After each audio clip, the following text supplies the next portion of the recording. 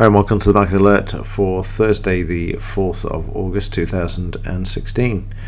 So yesterday the market opened, and after the first 5 minutes I received a sell signal, and then this was filled within the next 5 minute bar. You can see they're just coming through, striking the entry price, and then the market returning, and then we see the market reversing, moving higher for a loss of just over 26 points before we had the buy, and then we see the market moving up to the scalp in just a moment. The first news item there, which is no concern. The second one is the crude oil inventories, which we want to be aware of, and there we can see pulling back the loss off the first trade. After this, that was it. I sent out a note later on in the session to say that the market was so sideways. It only had a range of 14 points at one point. 24 was the average as we went through this sideways move, and it was just pointless in actually sitting there and watching it, and you'll see it cut off like so, and that was just around 7 o'clock-ish. It was just pointless sitting there and watching it. That said, there was a signal a bit later on in the evening, another buy signal there, but this was late on in the session as well. You can see they're coming in at 10 past 8 before the market moving higher. The reason I showed you the live one today is because the sell signal that I had yesterday, I mentioned in the note that I sent out, is actually missing off the loaded chart this morning. I don't know why, but it is, and I don't know the reason for that. Obviously different server with ETX, nothing to do with the software, but ETX.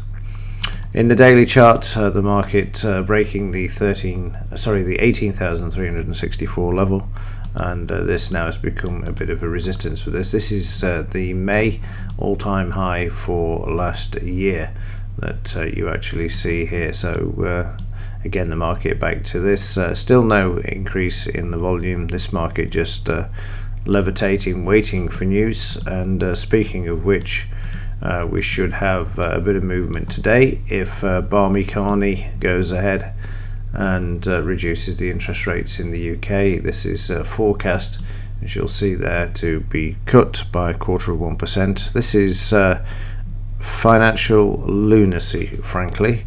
It's not worked in Japan.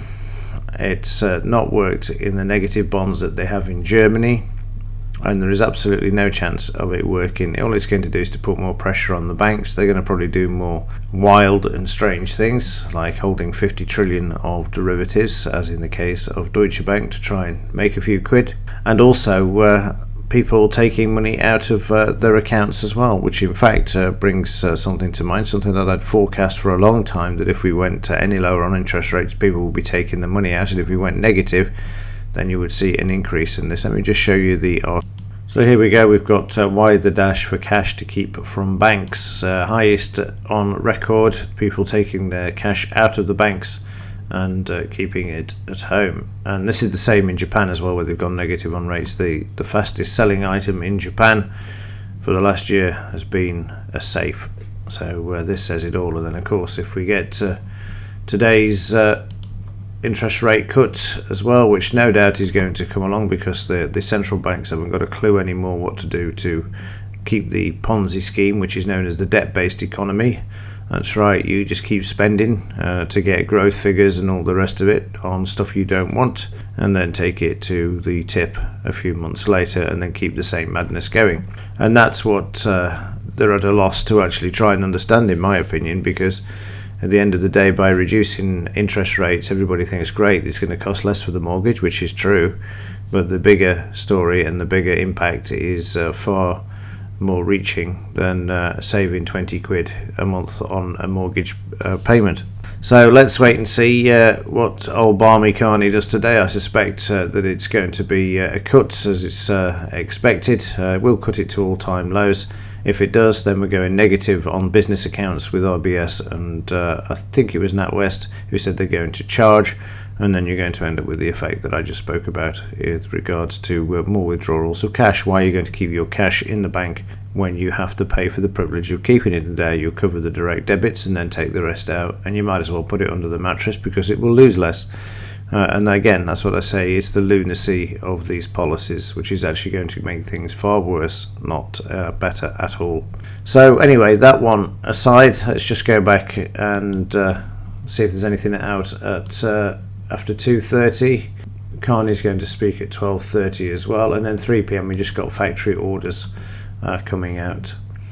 And then finally we've got just a quick look at Deutsche Bank. Made a new low yesterday at 11.06, which is interesting. They managed to bring the market back to 11.20 before the close there. And then we've got implied volatility at 10.69, and again you can see how the market's just holding that 10% line in the implied volatility chart there, and still no sign of this historic volatility line coming down. I have no idea why that's doing what it's doing, but again, like I said before, just to reinforce the point that we're only interested in the yellow line, the implied volatility one there.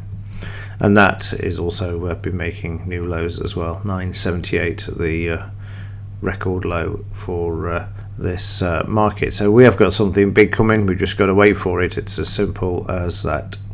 Right, that's it for today. I will see you in tomorrow. So if there's anything to report later, I will let you know. Other than that, let's wait and see what Carney has to say and what he's going to do at midday today. That's it. See you in the next one.